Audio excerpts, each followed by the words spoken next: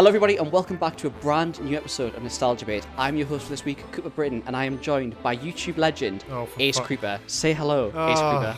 But hello. It's gotta be done. It's gotta be done. We're talking about YouTube today, so it makes sense. I'll give you that. I'll allow it. I'll allow one Ace Creeper joke That's my one Ace Creeper joke. every now and then. I must have made an Ace Creeper joke at some point earlier. Yeah, we've done it. We've done it at some point in the pod. Yeah, must have at some point. In the pod. I'm not letting that slide. I don't know why. I've never ever called it the pod. I've never ever done that. That's very weird for you. Yeah. That's very weird for me. I always call it podcast. Yeah, podcast. In Nostalgia Bait. Yes, we have a brand, gents and ladies. But yeah, so today we're going to be talking about YouTube, kind of just general YouTubers that we watch, YouTubers that we grew up with, the space of YouTube, especially with us just making the YouTube channel now, kind of the space which YouTube's in, like just anything we really want to, really. Especially for me, it's like I'm stepping into this new YouTube stuff in a completely different angle. Like I've never done content before. I've never kind of been a part of a branding content before.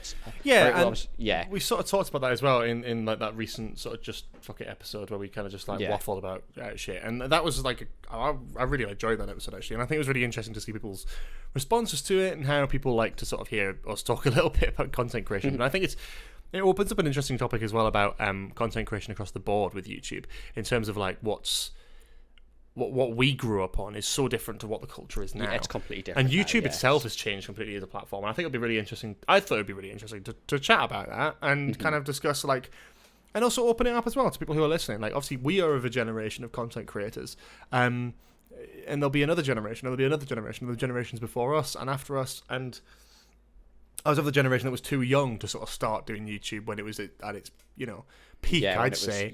Whereas now it's sort of like, I did it years after. But yeah, there's so many now. Like there's so many people doing it now. I feel like it's more accessible now as well. 100%. I feel like when I was younger, like gaming ruled YouTube, and to do gaming you needed like stuff to be able to record consoles, record screens, like that kind of stuff. Whereas now, which I think is a good thing. It's so much more diverse now, where you can pick up an iPhone and go walk on the streets and you can get 20 million views, like that kind of thing. Like it's so much more accessible, it's so much more diverse. It's accessible, now. and I think accessibility is a good thing, definitely. Yeah. But I do worry that we are sort of going in a much more sort of dystopian route. It's getting quite deep already, and we'll get into that. But I think this is why I wanted to talk about this. I think there's a lot of interesting things to talk about, and I know we mentioned before briefly when we did like our video game episodes and stuff, like who our favorite childhood YouTubers were and all that sort of thing. Like, so for me, what's your like first memory of YouTube? Because like for me, I know exactly what my first memory of YouTube is. Go on. So I remember, which I think a lot of people remember, when YouTube was a built-in app on like iPads and stuff. The little brown, little brown T, like old-fashioned TV. Yeah. That was my first, and I remember it was like Minecraft era. It was like Minecraft was like it was Minecraft Surgeons, and I remember going on YouTube. I don't remember the original video. There was like an animated Minecraft video from years ago. I can't remember the title of the video, but I remember watching that. It's not what? It's not the fucking animated fucking Minecraft sex tape thing, is it? No. Do you remember when that went viral? That was yes, like... I did. Yeah. No, honestly, I could probably find the video. I just can't remember what it was called. It was funny. It was like a funny video. It was like 3 minutes. And I remember being like, oh my God, I love this. I need to find more. And I remember looking through Minecraft YouTube, and I remember coming across Syndicate, or the Syndicate Project as it was back then. And that was like my first step. I used to do a series called the Minecraft Project. Yeah. And that was my like first entry level into YouTube. And he's a YouTuber I still watch to this day. Like he does vlogs now, and I watch them. He watches daily vlogs. Like I mentioned him earlier. He's had a kid now. Like it's crazy. Like, it's wild. It's interesting because especially with that, is that you grow with it. A lot of the YouTubers I started with, I don't follow anymore, or I follow very loosely. He's probably the only one that I still follow religiously. I have ones that I've watched for a few years that I've changed their style. I think that's also another thing to talk about. But for me, my first YouTube memory was interesting because for me, I got banned off YouTube. Did you? Yeah, I wasn't allowed. Really? Not like I posted some sort of horrific like rant or dirty video, copyright. Yeah, posted some Doctor Who content and got copyright. It's happened. When it was like really, really new, we're talking like 2006, 2007. I would have been about 5 or 6. And I was stuck on a level of one of my favourite games, Crash Twinsanity. And I tried to look up a tutorial on how to play it. And I watched it, It was the first, I think one of the first videos I watched. It's one of my first memories of it. I think my mum was, it was in my dad. My dad had like a little office, and I was sort of in on his computer watching it. And then my mum would walk past, and in this gameplay video, the guy was like, he would die, and then was like, "Oh fuck!" And then like my mum was like, "Right," because it was a new platform as well. No, she didn't know anything about it. She was just like, "Right, this isn't a website for kids. You're not going on this." And it was only until honestly, I was like 9 or 10 again. It was a few years before I was allowed back on it. And at that point, I was obsessed with the annoying orange. Oh my god, you annoying orange kid! Wow, I was a little. You bit. must have been a pain in the arse in school, being an annoying orange. Cuba, you knew me in Scouts. You knew I was a fucking pain in the arse. That's true. Yeah. Hey, Apple. I had a similar thing. So that's it for the rest of the episode. That's all we're getting out of George. I also had a similar situation where Syndicate used to swear in his Minecraft videos, and I remember watching them. And still to this day, I find it really awkward watching YouTube when I'm in the same room as someone because from like it's not trauma, but it's like this weird thing I have from a kid, like watching YouTube and laughing, and my parents being like, "What are you laughing at?" I'm like, "Nothing," like that kind of thing. Yeah. And I remember there was one day when I was watching one of his videos, and I can't remember what happened. I don't know, my headset unplugged or something, and he swore in the video.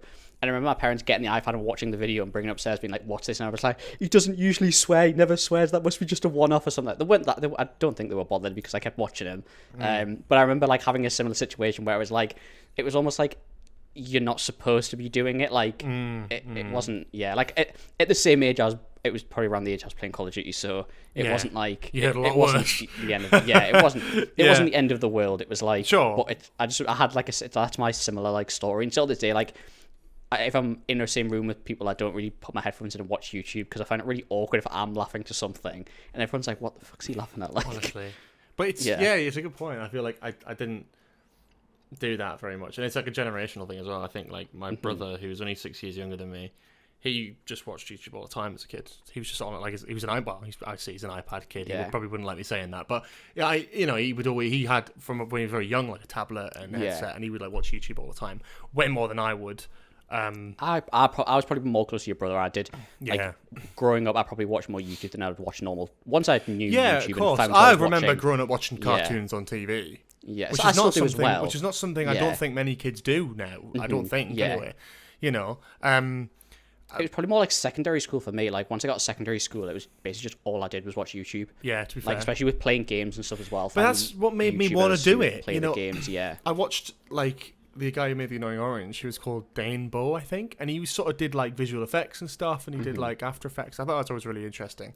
Stupid, like daft American comedy videos.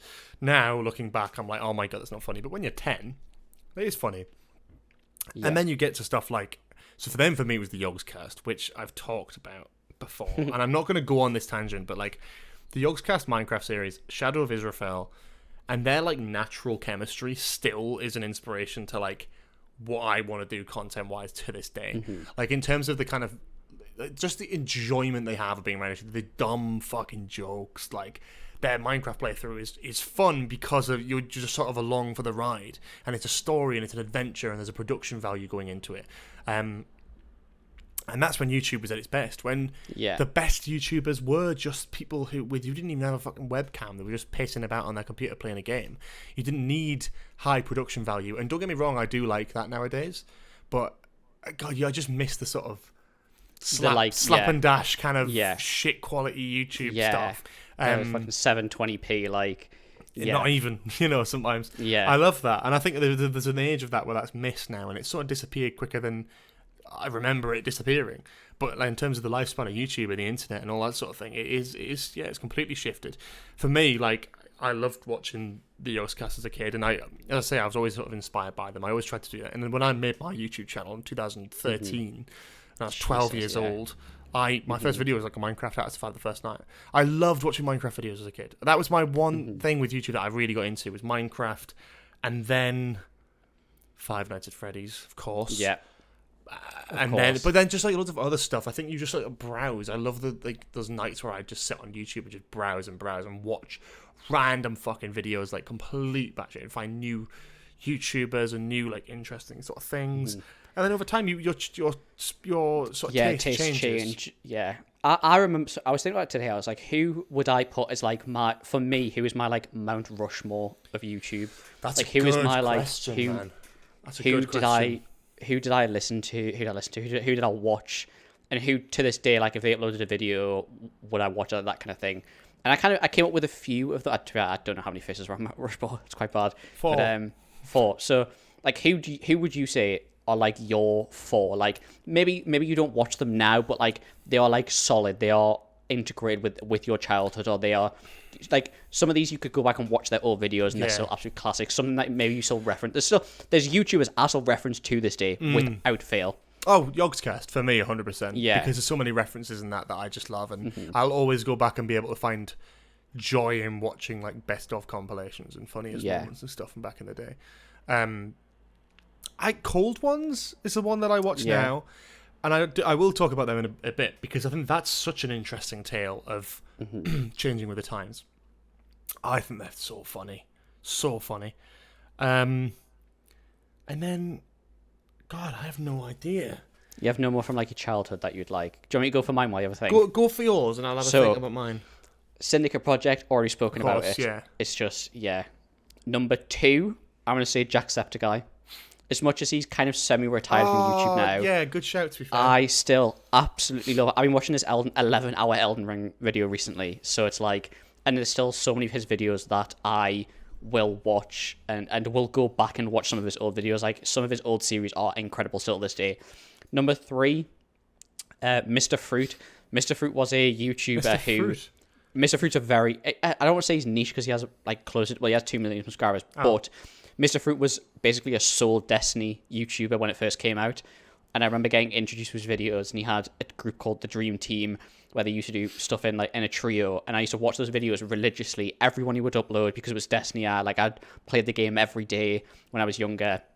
Still to this day, there are some of his videos I will go back and watch, like those old Destiny videos, and they have such a special place in my heart. But even after he progressed and moved away from Destiny and became doing whatever games he wanted to, I will still watch them. Some of his series are incredible. You did a Rust series, that's incredible. I don't want it to seem like I'm just naming the greats, but they're the ones I remember the most. Like, some of the videos are just hilarious, and there's so many games I've gotten and played because of him. And then number 4 is Noah J456, who was a Call of Duty Zombies YouTuber, who I discovered when Black Ops 3 Zombies came out, and I got really into like the theory and the lore crafting for it. And he just used to do zombies all the time, and it was absolutely incredible, and I loved it. And still to this day, I'll watch his live streams. Are still some of my favorites to watch. He's one of the people, and for all 4 of these people, they are YouTubers I would still watch and do still watch for them, not what they're playing. Because I think that's an integral part of especially gaming YouTube is you can watch someone for the game, which is fair enough, but I think the best YouTubers, the ones that are most memorable, are ones that have a great personality, and no matter what they will play, you will watch because they bring something to that game. Yeah. There you go. That's my Mount Rushmore of YouTube. See, for me, I still can't think of any. I looked at my subscriber list while you were talking there just to have a look and see if anything came to mind. Tom Scar would be a good shout, but I don't watch him anymore. I think his stuff is great, and like way back when I used to love it. I don't find it as funny anymore. You know, I feel like I've grown out of that sort of style of stuff, but I did love it. For me, I don't know. There's so many that I just can't pick. I would say like the Yogscast are like up there for me, and probably Cold Ones, right? Like they're 2 because they've been ones I've grown with. The Yogscast I don't watch anymore, but I can still go back and watch those things and still find them funny. And every time they do something new that I'm sort of interested in, I will find a lot of enjoyment out of it. And Cold Ones, like the Max and Chad, they used to do stuff with like iDubbbz and Filthy Frank back in the day. A lot of people remember that era. And although it's not very PC and like looking back, there's a lot of stuff that was like wild era of YouTube. Yeah, like there was no hold bars. Like everyone, like when Keemstar got involved, like PewDiePie kind of stuff. That was a crazy era. Man. Yeah, but it was just a crazy era. That little group of people, though, I used to watch them religiously, and admittedly, I did watch quite a bit of iDubbbz, I think, when he was sort of at his peak. But and I say regrettably now because you look back at his content and you go, oh my god, that's not very PC at Yeah. all. I didn't realise I'd even consumed any of that shit, right? But they all used to do stuff, and it's interesting how over time people changed, because Max and Chad have went from doing that sort of like shock humor kind of like grotesque stuff like hair cake, where they would shave their hair off and make a cake out of it, Bizarre. to like Cold Ones, which is in the same vein but for a modern audience. Like great production value, proper high def cameras, great studio, great concept. They just sit and get pissed and do something. They'll do like Fiverr videos and stuff, but it's like all memey kind of brain rot shit, and I love that. Recently they did a video with iDubbbz, and I thought that was really interesting. When I saw that on my feed, I was like, oh my god, I haven't seen of iDubbbz in years. I have no idea what he's up to now. But I bet this will be a funny video, because Cold Ones are great and they're doing something with their old mate. And I watched it, and I got about 5 minutes in, and I thought, there's something wrong here. Like, it's very strange watching it, because iDubbbz seemed just really distant. Yeah, He I've just seen seemed very a few things. out of Yeah, it. You look in the comments as well. Look in the comments of that video, and it's just all slagging him off, being like, why is he so like distant? He's not himself, all that sort of thing. It's like the editor clearly had to do a lot of work, because that first 5 minutes, all the funny moments, iDubbbz doesn't say a word. He barely says a word the whole video, and it's like, oh my god, what the hell are they doing? Like, he should be the focal point, you know? But that's an interesting study for me of like YouTubers who started off doing like Pokemon card unboxings and prank calls and shock humor stuff, who are now doing similar stuff and are still the same people, but with a higher production value, so it looks and feels great, and it's edited to such a professional degree as well, that it's so snappy and witty and funny, and it's built for a new audience. They've grown with time, and their content shows it. Some people haven't, and I think that's interesting. Yeah, I think there are still. It's so bizarre, isn't it? Because it's like just there's so many eras of YouTube that even like if you think about like KSI, massive, like transcending. Like he's one of the YouTubers who transcends YouTube, transcends YouTube. If you think about like his original videos, like go back and see some of those original. Not that a lot of them are on YouTube now, but it's like it was an era where, and this is not trying to say it was good, but it's an era where it was allowed. Like it was, people would make those jokes. Like, do you remember like the rape face, like that, like that's aged that horrendously. It's aged horrendously, but it's like you remember being a kid and like that was funny, YouTube. Yeah, that was like it was that person. That person was like synonymous with that thing, which like nowadays is like it's crazy, and it's impressive that he's managed to kind of hide that from his career now, isn't it? Really, I think it's not a case of hiding it and not trying to justify it, but it's like it's almost embracing it and saying yes, like this was completely wrong, like I shouldn't have done this at all, like and I guess it's like it's aging as well. It's like even the Sidemen in total, the Sidemen are on a completely different level now. Like the Sidemen is an interesting study, as is all the things, but this is the whole thing is content that does well on YouTube now is TV grade, because YouTube pushes that. You know, Mr. Beast has come out of nowhere. Have I told you my Mr. Beast story? No. I have a Mr. Beast story. You have a Mr. Beast story? I interacted with Mr. Beast before he was famous. Kind of. Really? Kind of. So when I interacted with Mr. Beast, he had 40,000 subscribers. Oh, wow. So that's not bad. That's a solid story. Yeah. Okay. So at one point, I did some sort of like voluntary script writing for a YouTube channel that made channel trailers for people. And people would apply. I applied, and they look at your channel, they write a daft little script, like a professional voice actor kind of does it, and then it's edited together, and it's like a fun little daft, kind of jokey, kind of poking the bear, kind of like channel trailer for that channel. And it was a great concept and sort of business model. It didn't ever really go anywhere. I think they sort of stopped it after a year. But I remember little Mr. Beast at the time, 40,000 subscribers, actually applied to have a channel trailer made about him, and I wrote the script. Oh my god! For that video, and you can find it still on YouTube now, Mr. Beast channel trailer, and it'll be there on that channel, and you can see at the time like the kind of content that he was making was completely different. I wrote that. Look at the description; it's written by George Sheard, all that sort of thing. And I believe in the comments, I think he commented on it, and I replied to it, and I don't know if he replied back. I can't remember, but there's a little interaction there, and there's a little thing of like just that little connection there. Long story short, he didn't like the channel trailer. Wow. I think he didn't really like how. I think I because the nature of it was very much like I was volunteering. You look at someone's channel for 5 minutes, you write a quick script. I was not. So how the fuck was I supposed to know he was going to be fucking number 2 or number 1 or maybe on YouTube? Number 1 now, yeah. Is he past T-Series now? I believe he has, yeah. I think it was literally hell. like a few days ago. Yeah, it's crazy. What, like 100 and something? It's not like again like unbelievable. Even like PewDiePie is one of the. It's like there are YouTubers that should be studied. Like Sidemen, I think alone. Mr. Beast is Mr. Beast entirely a study, but I think it's interesting. PewDiePie, on his own, thing is, built this channel. Yeah, became obviously he's essentially retired. Like he's basically retired now. Moved to Japan, does like Japanese vlogs. He has a kid now. Crazy. Yeah. But being able, and I think it's honestly it's something that's like I don't think even TV has this. It's like I couldn't name one celebrity, I couldn't name one host, I couldn't name anyone who you can argue has so much character and is so entertaining that they have quite literally 100 million people who like them. Like it's not to that level. There is no, and I'm not saying PewDiePie could present or whatever, but no, it's that kind of engagement. It's like it's something that TV doesn't. Right. It's like that connection. TV doesn't have that connection. It's one thing that YouTube gives you. But that's a generational thing. Is now we're in an age. Well, not anymore, but we'll talk about that. Is that we're in an age where like YouTube has sort of got to this point where it used to be about sharing videos and whatever did well. Since it became something that people could earn from. Yeah, that's when things changed. And there's a corporate angle to it as well.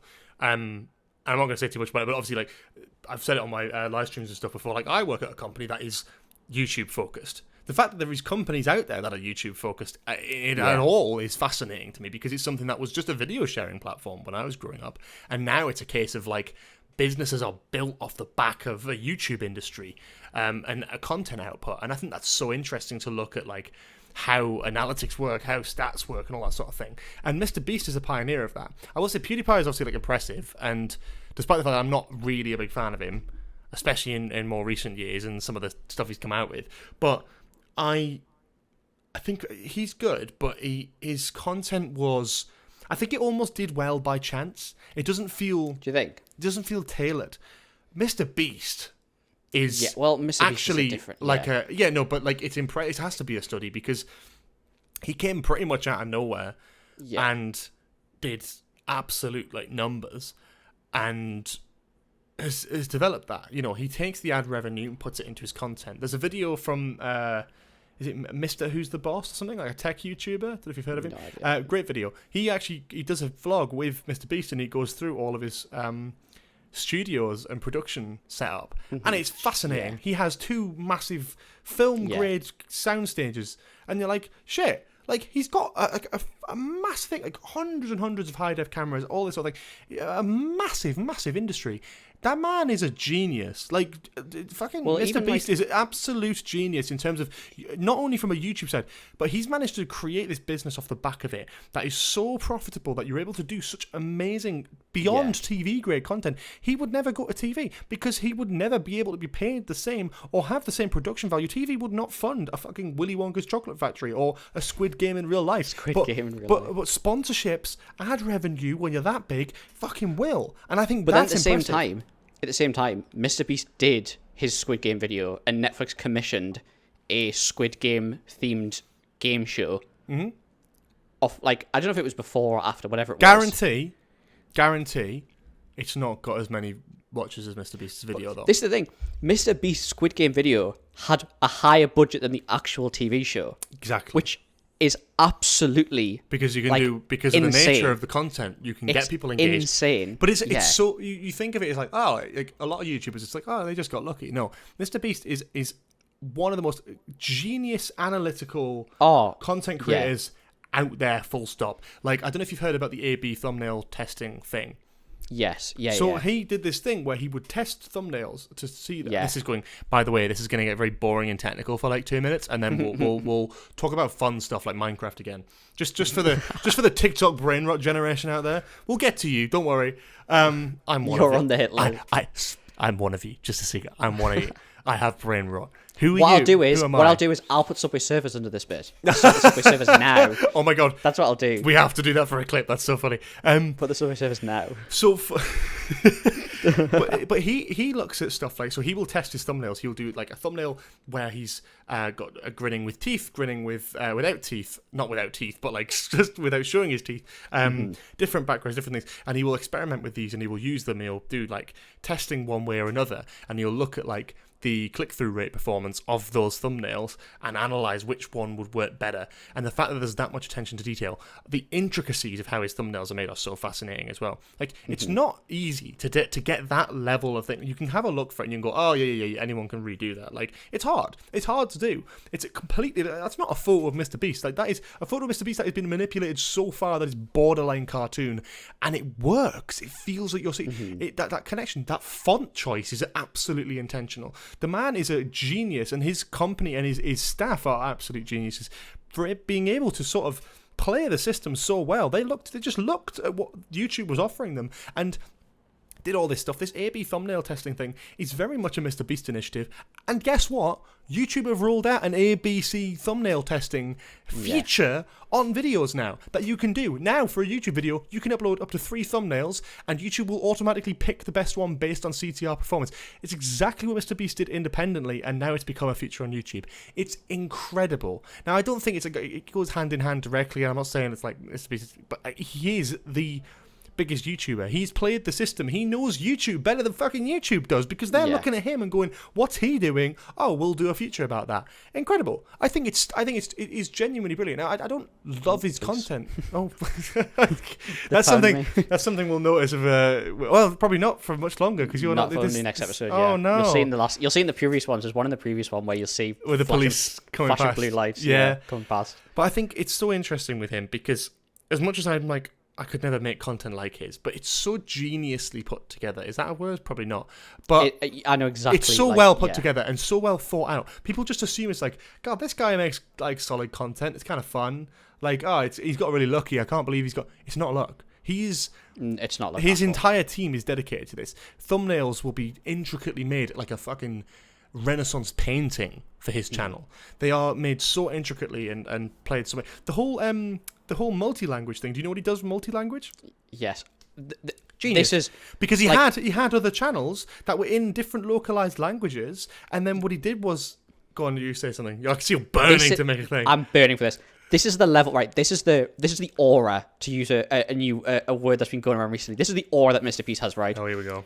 There's an anime called Naruto. I know you won't know it. You probably don't know it.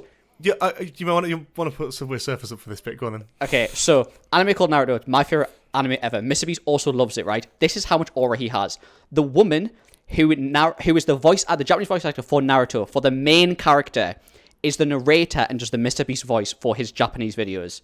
Yeah. That's the level that he's on. He's got one of the biggest voice actors in anime to voice his videos, to be him in his videos. How brilliant is That's that? the level. It's on another, like, to be able to get that, like, not only is it an achievement to work with that person, but to be on that level where you can pay that, you can afford that, but also, like, that alone will bring people in, being exactly. Like, but proven simply by this, you talking about that as a talking point. I've heard that talking point before. I've never seen that show, but I've heard about this, and the reason I've heard about this is because it's a talking point, and that's worth the money alone that he pays to commission. Even like Mr. Beast's philanthropy is like, that's a channel where all the revenue that he makes, he donates to charity. Incredible. He has like that. I mean, that's just brilliant, isn't it? But this is the same thing. But the language thing, like, do you know how he does it? Where it's sort of, it used to be, and this is sort of standard practices. They'd have localized channels. They'd have the Mr. Beast main, and then they'd have different channels. Mr. Beast Spanish. Do you know what they've done now that's different to it's all in the main one, isn't it? All in the main one. So now, and this is a feature that YouTube has enabled for a long while, but it takes a lot. Trust me, I've tried it. It takes a lot of effort. Not with my own stuff, but like with work, and it's so difficult to do. You need to be so intricate and so careful about like timings and all that sort of thing. But he does it. And what does that do? You might think, well, that's stupid. You've got loads of other channels. You could be making loads of revenue off that. But what you're not thinking about is how... this is technical again. Get Subway Surfers up. CTR is different in different countries and locations because different countries will have different advertisers for different like dialects and regions, right? US tends to be pretty good. That's why they're the biggest sort of markets, other than like maybe India with like T-Series and stuff. But with Mr. Beast, he's, instead of doing it all in different regions which could have higher or lowest, like not CTR, CPM, that's what I was talking about. Yeah. He's funneling it all into the US channel, which means that all of the like titles, descriptions, and audio for the videos can be translated into each individual thing, any individual language, just depending on the region that you're in, automatically. Meaning that like you can watch his content from any region in the world. It funnels everything back into the main channel and grows that channel as a brand. Now it's the biggest YouTube channel in the world, and you wonder why. The man is an analytical genius when it comes to YouTube. He's completely read the system, and geniusly, I've done it again, has adapted to that and the world of that. And I think that's fascinating. But I think it's changing. I think it's changing again. And especially with the Mr. Beast stuff, I saw it was ages ago now, and he was talking about the AB thumbnail stuff.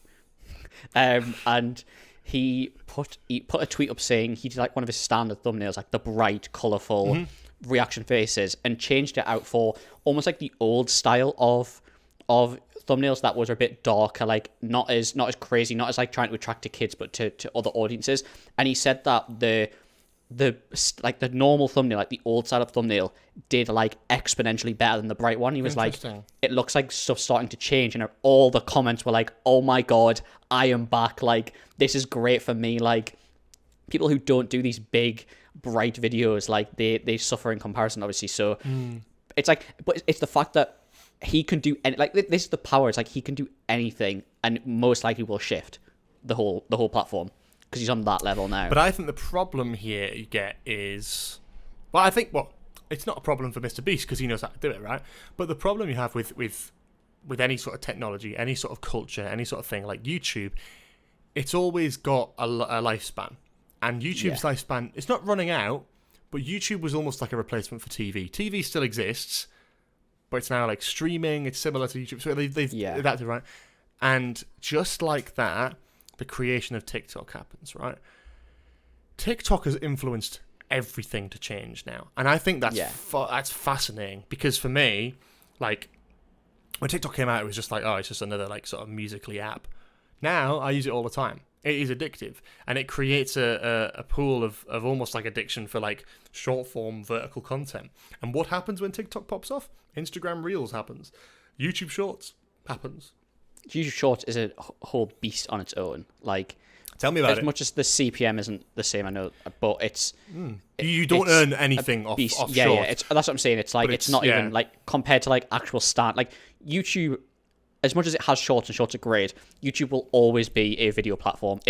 There's no way YouTube would shift to be majority Shorts. And I know they have pushed it, and in more recent times they have been pushing it more. But you have no idea though. Like you say that, but then actually long form content, like actual videos, the way, because the thing is with any platform, TikTok, YouTube, Instagram, anything like that, right? It's not. You can play the system, you can play it, right? But you can play it to a degree with what they allow, right?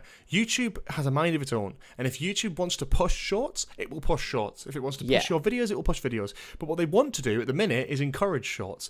And I've noticed it, and I'll give an example, and it's a good little plug. For those who don't know, Nostalgia Bit now has a brand new YouTube channel called Nostalgia Bit. You can go and check it out. You can see our video podcasts on there, as well as all of our hashtag Shorts. Noticeably, the brand new channel that I've kind of pushed and advertised, right? It's got, at the time of recording, about 60 subscribers. The videos themselves go up to about 50 views, right? Put the hashtag Shorts out, and we're talking almost 500 views. Why is that? Because of Shorts feed, because people scroll through and they see it. The fact that like that many more people have seen it on like a new channel is crazy. And it's the same with TikTok. The way it's built is to encourage you, like with YouTube, it used to be, oh, you have to upload at least once every 2 weeks, otherwise Susan will bring down the hammer on you and your channel will be knocked out of the sort of the circle. It's happened to my personal YouTube channel, because when I stopped posting Doctor Who content, I just kind of stepped away. I come back, I don't get the views I used to. It's because YouTube is like, well, this guy used to post, didn't, so we're not going to recommend him anymore. TikTok is like that, but instead of 2 weeks, it's like a day. It's 1 day. You got to post. Yeah, you got to post. Think about it, right? If I didn't post for a while, I'll post again, and that one will do really well. And the ones after it will do worse, because it encourages you to get back on that train, to keep grinding, to keep getting to hit those targets, right? Sometimes something miraculous will go well, right? But there's no way currently of reading TikTok. Notably, TikTok also doesn't give you many analytics to look at, which is interesting. But, I mean, with Nostalgia Bait, with my own TikTok, like I'm posting once a day on both of those, and they're completely random. What does well, what doesn't do well. It's not about titles and hashtags and optimization. It's just whatever TikTok sort of wants to promote. I can put as many things on it. Yeah, exactly. But it encourages this addictive style, not just in the viewing, but in the creator part of it. It encourages this sort of more fast-paced, high-quality content where it's like, I think that's crazy.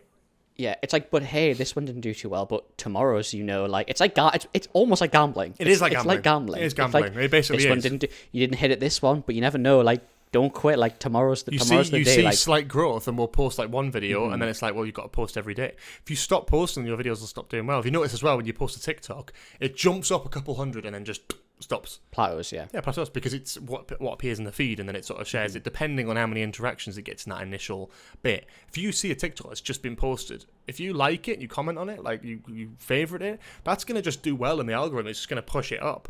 That initial first like few minutes is crucial to the performance of a good TikTok. That's why having followers is important. But if you notice, it's so much easier to grow on those platforms than it is on YouTube. But that you also don't earn the money that you do from long form YouTube content and ad revenue. It's a whole thing. It's massive. But this is why I know we're saying like it's shifting, but this is why I don't think there's nothing coming close to toppling YouTube, because as you're saying, you don't make the money on TikTok. It's the same thing with Vine. When Vine died, where did everyone go? But that's the thing. It's not about that, though. It's because you don't make the money you do off YouTube, sure, but you can create notoriety quicker on TikTok. You don't need ad revenue if you become TikTok famous and then you're on reality shows. Why would you need YouTube anymore? Yeah, but then I guess there's the argument of YouTube still. If you can do it on YouTube, it's bigger than TV. I feel like there's arguments for so many different things. It's of course. I just see it as a case of like there are so many people, even with streaming. Everyone, if you speak to anyone who kind of is big in streaming, they will say start on YouTube and then go and stream on Twitch and take your audience over. TikTok, start on TikTok, move to YouTube. It's like YouTube's always like it's the staple, if that makes sense. And it's part of the cycle because it always has been. What I'm saying is it's changing. Have you noticed though that like TikTok has been around for a while, right? This didn't start happening until like after COVID. Like this is only just starting to really take shape now. YouTube and its almighty sort of platform is pushing shorts now more than ever. And the shorts initiative is just crazy. Like you see so many more shorts than you used to, and like I'm encouraged so much to post YouTube shorts because they perform better than other videos. If we can get subscribers, we can get new viewers off the back of that, and that's great. Same with TikTok, same with Reels. But you're encouraged to be making this content. And the problem with that is it's about attention span, and this is where we get onto Subway Surfers. Sorry, before you move on to that. To Subway Surfers. Before you move on to Subway Surfers. It's another thing with YouTube is I know a lot of content creators do a shorts channel because obviously it's so your shorts can do well, yes, and YouTube push shorts, yes, but the short views, the short subscribers don't transfer directly over to like a standard YouTube subscriber. Like if you have someone who subscribes to shorts, chances are they're not going to watch your long form videos. But they might. This is the thing. You grow notoriety with it. If you grow in the shorts market, you're still getting subscribers on the main channel. I think making a separate shorts channel is a bad idea. But that's the thing, it's such a massive thing. It's such a huge thing that people have done because I don't. It could be that this is from a little while ago from when people were talking about it, but it was like when it was launched. Yeah, and it's the same with TikTok. It's like you can Google. I remember Googling ages ago. It's like what's the equivalent? Like 100,000 subscribers on YouTube. What's the equivalent of that to TikTok followers, to Instagram followers? And it's crazy. It's like though they don't directly transfer because someone who scrolls the YouTube Shorts may not. Which I doubt may not watch long form videos, and no, might not. If they see your shorts, they might not watch your. And you could get 1 million. You could get consistent. Say you get a consistent 100,000 shorts.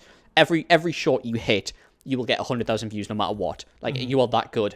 You could post a YouTube video and that won't translate at all. Like you could get 100, 1,000. Like it's that kind of thing. It's like, and I think that's why there was such a push to, and a lot of like the meta essentially was to make a shorts channel.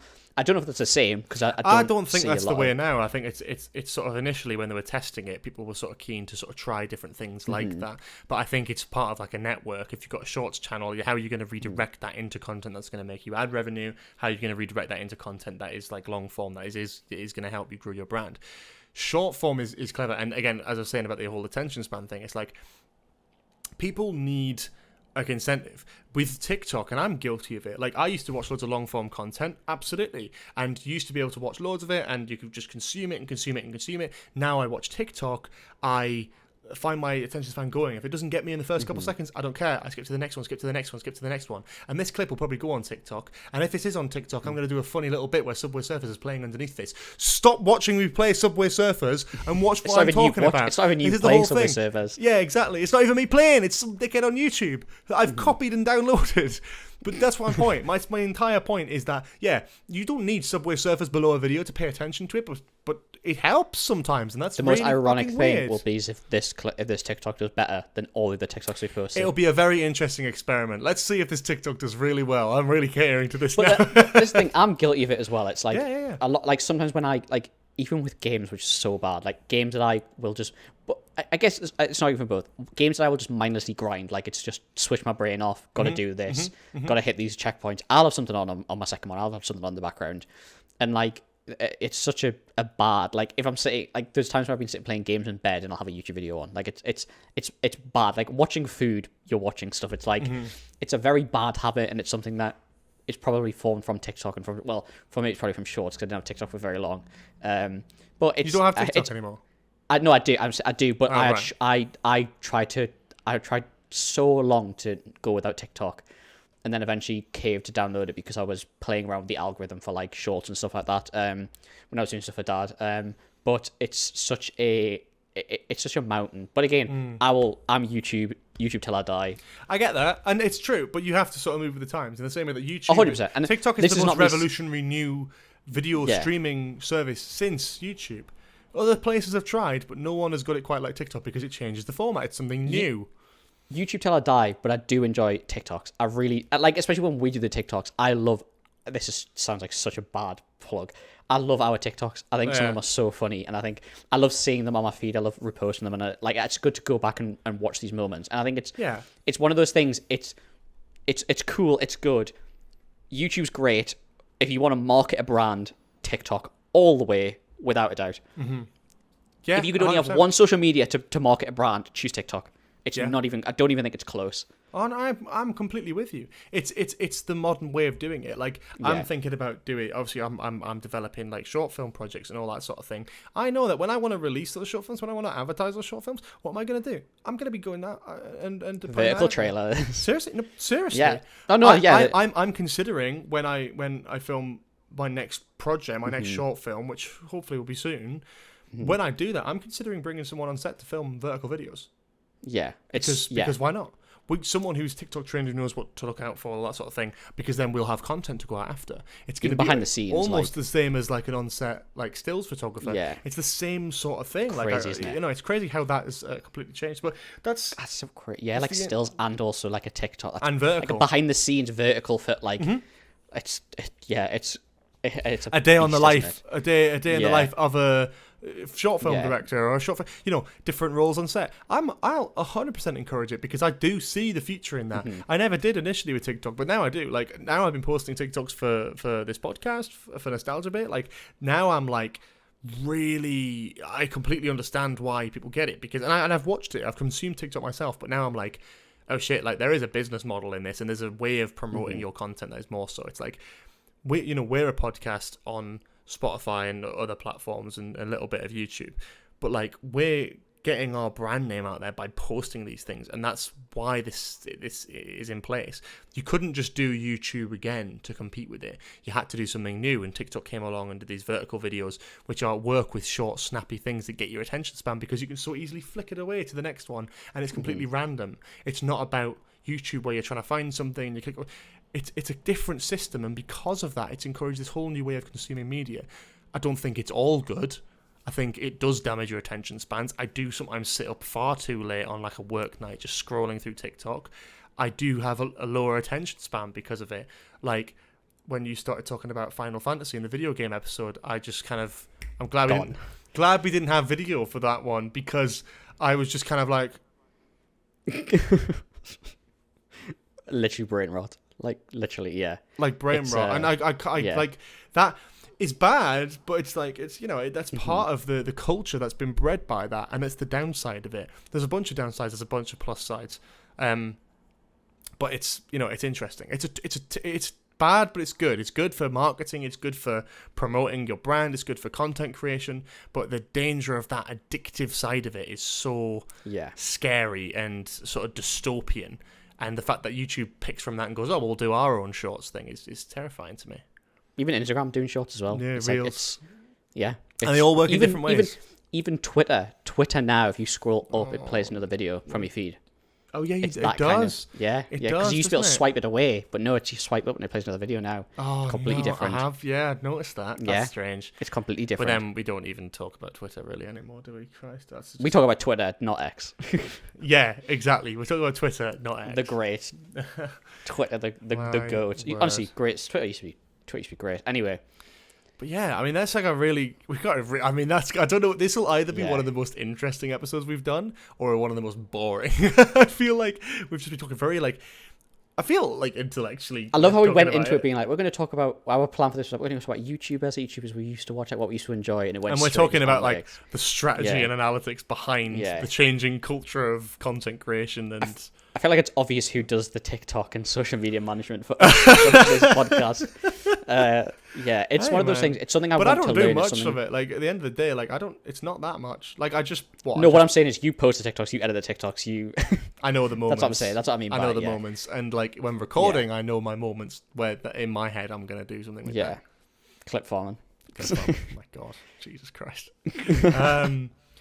But yeah, that's YouTube. I mean, I don't know. I'm trying to think of anything else to kind of cover of that before we go on to our wonderful little segment. Do you miss old YouTube? Do you miss like the old days of like yes. the PewDiePie, Markiplier, Jacksepticeye era? Like yes that and no.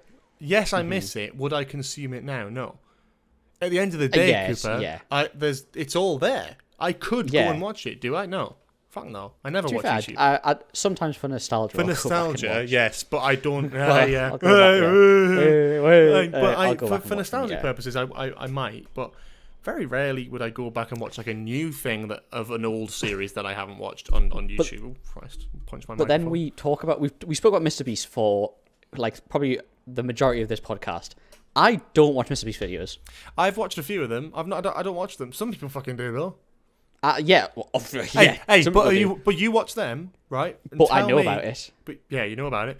You watch one of his videos, like attention span wise, hooked. Yeah. Immediately, because it's very much like I did this. But then the ones I watch are like the event ones, like the Charlie and the Chocolate Factory, the Squid Game. There's a massive YouTuber one coming out soon, which I'll watch that one. Like one with the Sidemen, I watched that one. There's like it's almost like they're like YouTube events that I watch. If that makes sense. I wouldn't admit that because now Jimmy Beast is going to be watching this and he's going to be like, he's going to have his eyes on you because we've got millions of subscribers and you're the man that he's like, he is next. He's my target. How can I get this looped But this is the thing. He's going to buy you a Tesla. what I'm saying is I think given time, I will shift over to watch Mr. Beast videos because I don't like the bright thumbnails. They don't work on me, if that makes sense. Like I don't want to say childish, but that's kind of what they are. They like, work on me. I can't lie. They work on me. I see him and I'm like, I want to click. Even if I don't watch it, I'm like, I sort of want to click on it. It's more appealing. Is there any like? I'm not being funny. It's intentional. That's just the way the whole content creation thing is going. Look at Nostalgia Bit thumbnails. Yeah, like Nostalgia Bit thumbnail. Hey, they're not quite Mr. Beastified, but like big, smoothed out. Like I edit the thumbnails for these, and like I'm always smooth. I'm like sharpening the details and then smoothing everything so it almost looks plasticky. Yeah, but that's intentional. There's a reason for that. It's because that's what does well. People spot that and people go in it. I do live stream thumbnails that do that, and I have exactly the same thing there. It just means I'm in the minority. Stay strong. But Stay strong, King. You'll get you're not in 100%. you're And I not, know- you're not in the sheep farm, but you will be. And I know don't get me wrong. I'm subscribed to nearly all the channels, but it's one of those things. It's like, yeah, it's. I think as it shifts again, as YouTube, I think will shift again to these more, because I think his thumbnails will start to shift more towards adults or the older generations, and I think that's when it'll get me. Is when. And there's still, don't get me wrong, there are thumbnails that do get me from his. Like, if there's someone I know in the thumbnail, chances are I'll watch it. For me, I click on it on an interesting concept. It's like, you know, I do have that part of me which is like, and you know, admittedly, it's like, you know, we smashed a Lamborghini with a train, and I'm like, kind of want to see that, not gonna lie. Kind of want to see the Lamborghini smashed by a train, because where else are you going to see that bar, Mr. Beast? I built a chocolate factory. And I'm like, Well, I watched that one, yeah. Squid Game in real life. I want to see that, you know.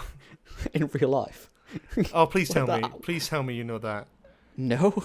How are we even friends if you Wait, don't it's just know? the Mario thing. Super Mario in real life. Yes, I do know it. Yeah, yeah. How I did do you know. not? Obviously, Okay, I do. yeah, Spaghetti. Yeah, obviously. There you go. See, I am cool. In real life. But yeah, it's like yeah, YouTube just shifts, and I hope because I do still watch YouTube. I don't watch YouTube as much now. It's there's so many times where I'll just scroll through my recommend. There's nothing that really grabs me. But again, it's like YouTube constantly shifts, and I hope we get another golden age of YouTube. Not saying it's not a golden age, but I do hope we get another. I think we'll get a bit of a renaissance, but the content changes all the time, and things adapt. And like it's like we had a weird Minecraft resurgence a couple of years ago. It's exactly the same thing. That was a great resurgence. But like, yeah, go on. I'm hoping, and I posted. If you saw this tweet the other day, the new Destiny DLC came out, and Black Ops 6 got announced, and they announced a round-based zombies, which I am hook, line, and sinker for. And I put on Twitter being like, I feel like I am like 13 again. If round-based zombies has a resurgence with Black Ops 6, I know for a fact I will be watching every single zombies YouTuber I used to watch. Noah J, Mr. Dalek, Ruffle Waffles, all of them, and that will be my YouTube resurgence. That'll be like my Roman Empire if that resurges. Because it's like the communities. I love the communities of YouTube as well. Like when they resurge, the zombies community is goated, and if that comes back and they do it finally and do a good one, fingers crossed. I pray that zombies YouTube makes a resurgence. But it probably will, and that's great. It will, yeah, without a doubt. Well, Mr. Ruffles posted a video, and I'm pretty sure he was like, he doesn't upload regular videos, and posted one Black Ops 6 video, got like 1.3 million views or something like that. Wow. And I was like, everyone was like, back. We are back. We're back. We are back. It is 2014. It is 2015. We are back. I love it. I think it's that excites me, the prospect of that, but I'd love that to be the case for like Minecraft, for example, because that's what I grew up on, you know, and I love that, and I think there's a resurgence for it. Something that I just reminded myself of, and this is a really dumb note to end the YouTube section on, but I feel like we've had a lot of serious business talk, and I feel like, do you know, Cooper? And this is actually relevant, and there is actually a reason why I'm saying this. There's a relevant. We made a little joke in there, and we sort of led on to this in my mind. Do you know what my most viewed video of all time is? I don't know what it is. However, it's some sort of meme, because didn't you have a second channel where you posted like meme edits and stuff? I can't think of what it is. I've definitely seen it. I know for a fact I've seen it. But I can't think of what it is, and I can't think of the view count, but I know it's pretty high. I'm so fucking annoyed by this, by the way. So I obviously make regular content on my main channel, and I've had some videos that I've done well. I think my most viewed video is like a Doctor Who history of the Doctor thing, and it did well. It's got a few 100,000 views. I uploaded a bit of Doctor Who soundtrack from the like Shooties theme, and that's got a hell of a lot of views. But that's not really my content, something I made.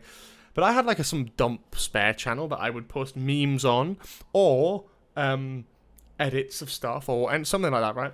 And I put something on there that I meant to upload privately for myself, just for personal reference that I was going to come back to.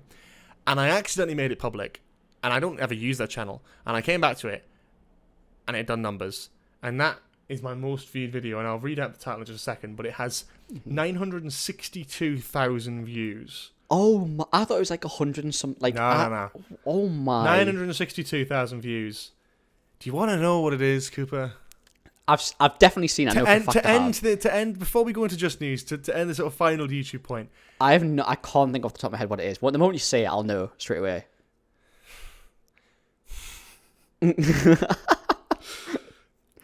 Super Mario in real life compilation.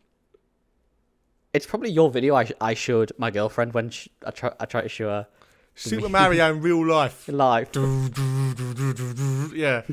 Anyway, can we please move on from that? Hello. Sorry, one last thing before we go on just news. Let's not linger on Super Mario. It's not. No, it's not Super Mario. It's not anything. It's in real life. to do with like the connection. What we talked about earlier, like really early on, about connections with YouTubers. Bro, MatPat's retirement fully got me. Hook, line, sinker. We can't go this entire YouTube one without mentioning his retirement. Because you wanted to mention it in an old video as well, and we never did. Yeah, but I completely forgot. We were supposed to mention it in the game video when it happened, and I completely forgot. But my God, honestly, his retirement was so good. Such a good video. Such a great ending to a great YouTuber legacy. That's how you do it. Yeah. Amazing. But honestly, it's like, if that got me, and I wasn't like the biggest, like I didn't watch every one of his videos, God knows when some of my favorite YouTubers retire properly. I love it. Wild. I love it, and I think it's I completely agree with you. That video is phenomenal. Yeah. MatPat, what a legend. In honor of that, for TikTok, let's play the clip where MatPat says, "I just simultaneously whipped a nays." Let's put that on there. That's funny. Anyway, let's get into just news.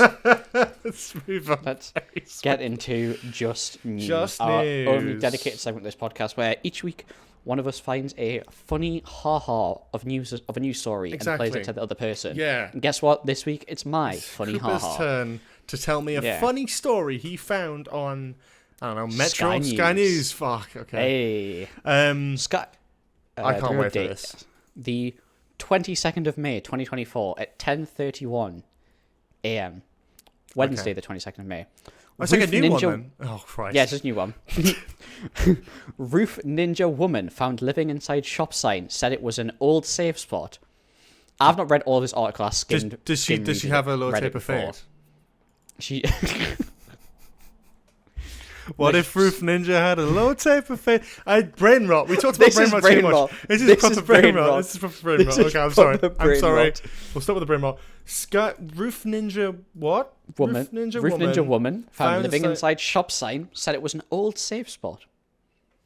The 34-year-old had a coffee maker, computer, bedding, phone, and even a printer inside the sign. In a shop sign? Yeah. How do you live inside a shop sign? I assume she's climbed up the building and it's like an attic space. Oh, wow. Wow. Okay. The woman was living inside the family fair sign at the top of the store. A woman who was living inside a sign on the roof of a Michigan supermarket told police officers who found her it was an old safe spot. The 34-year-old woman, who has not been named, was found by the police in an attic-like space inside the family fair sign on the 23rd of April. The woman has been living there for over a year and had a coffee maker, computer, bedding, phone, and even a printer with the police. With her, the police said. The sign was estimated to be 5 foot, in brackets 1.5 meters wide, and 8 foot, brackets 2.4 meters high, and it has a door that is accessible from the roof. What? And no one's ever... Right. How... There's a door on the roof. There's a door on the roof that is part of the building. She didn't make that, right? No, it was already there. I assume it was already there.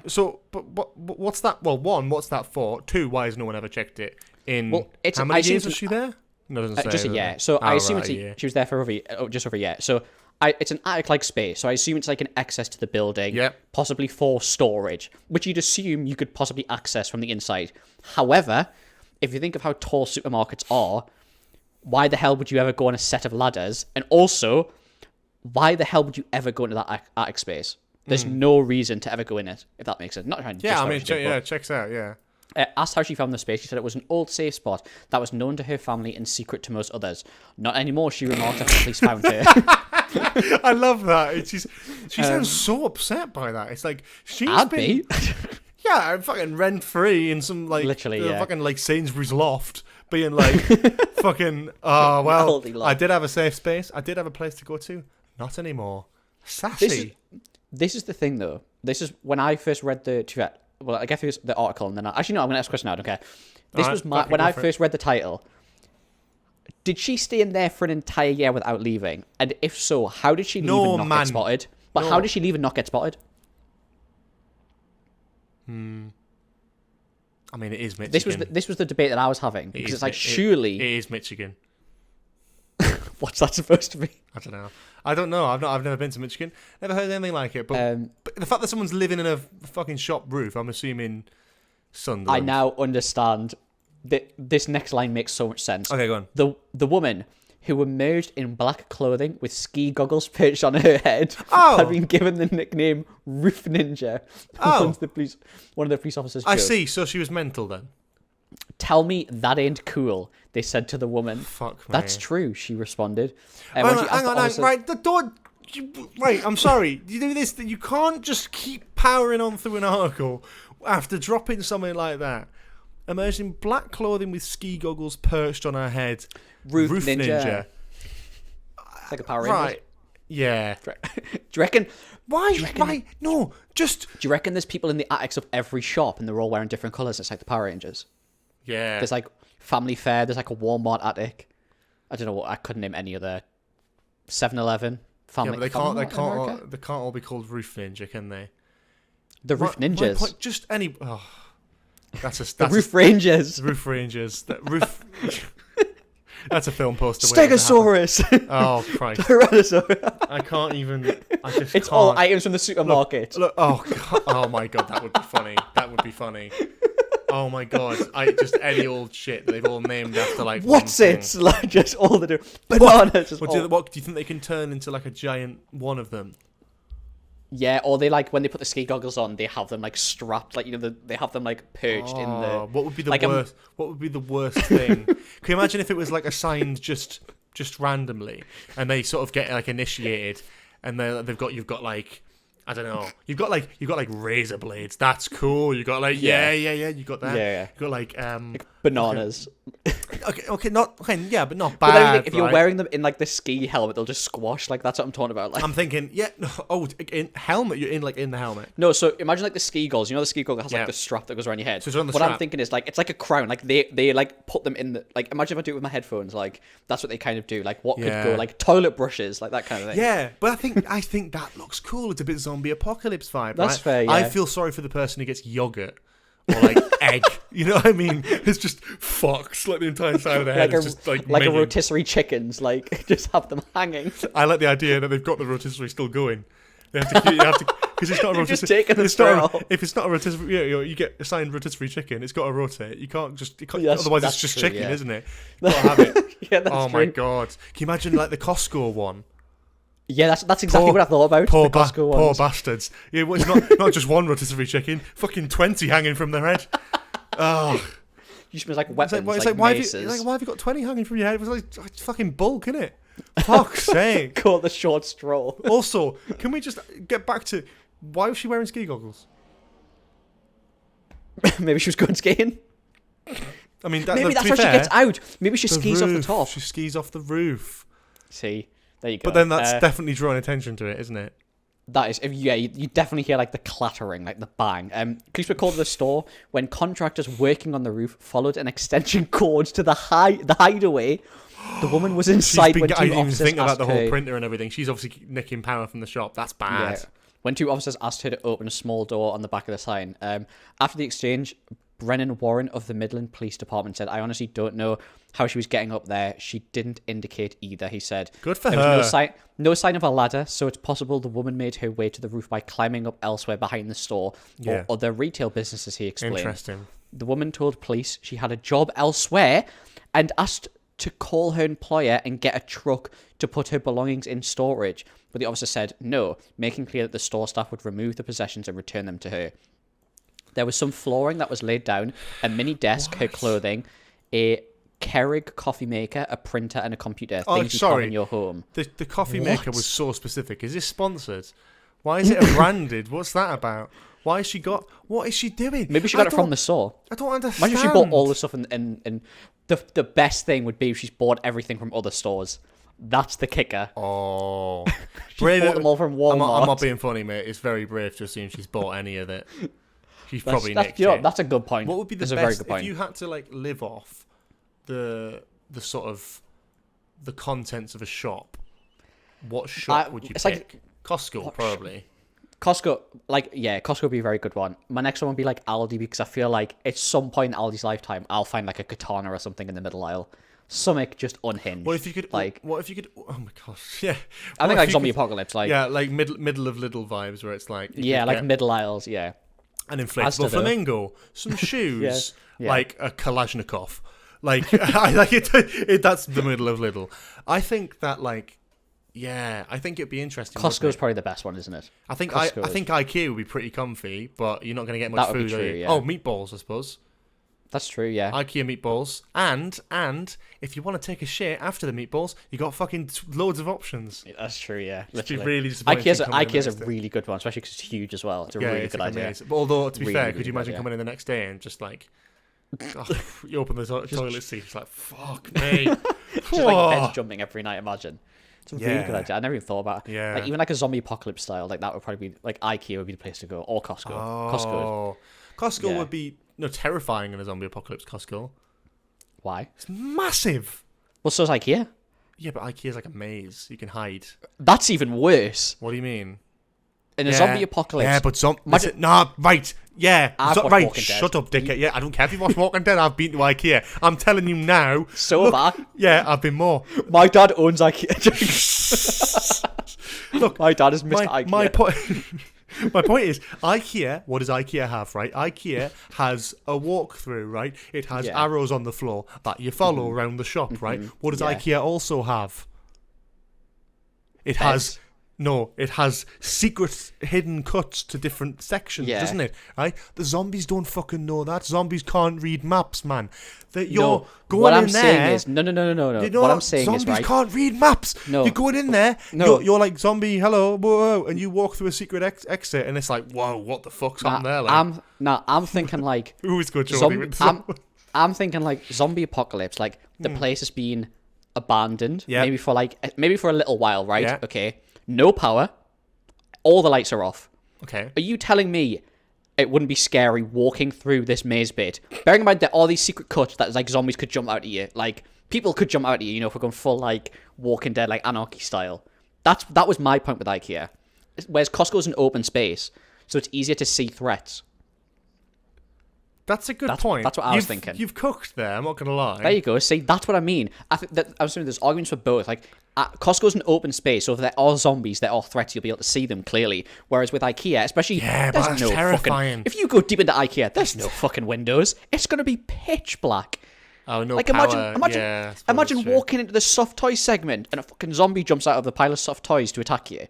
I Like, really imagine seeing- don't think a zombie's intelligent enough to go, oh, I'm going to hide in the I- this jungle skogs section. You know what I mean? The Jungle Skog. And yes, I did name an actual I IKEA. love Yeah, Jungle Skog. jungle skog. I love Jungle Skog, yeah. But in Costco, I feel like you could sort of climb the rafters. Yeah. But then again, That's my only argument. that's your only argument for Costco. But then I think Costco would have better supplies. Yeah, it like would, you it could would. probably find some weapon style things from Costco. Once you've run out of like Swedish fish and meatballs, you're fucked in Yeah. IKEA, really, aren't you? You have to go somewhere else. Yeah. Obviously, it's What like else it is would be there? comfy. Like if Oh, you can yeah. if you can Comfy, like it aye. would be like Sleep in a as bed long at as if it's clear, it's fine. Like if you could bar the door, it'd be like a good like civilization place Right? to have. Yeah. It's like a good end game place to have. Like once you've cleared it out, there's no threats. It's like the prison from Walking Dead before it got completely massacred. Like Stop once they referencing The cleared it Walking out, Dead, man. that's my reference for zombies though. Like that's what I think about. But that's what I'm talking about. It's like Costco I think would be good to stock up and supply, whereas like IKEA would be a good place to settle, if that makes sense. I feel like this little conversation that we're having right now might actually be from the script of 28 years later. Set in Newcastle, true. talking about, should we go Yeah. to IKEA or Costco to hide from these fuckers?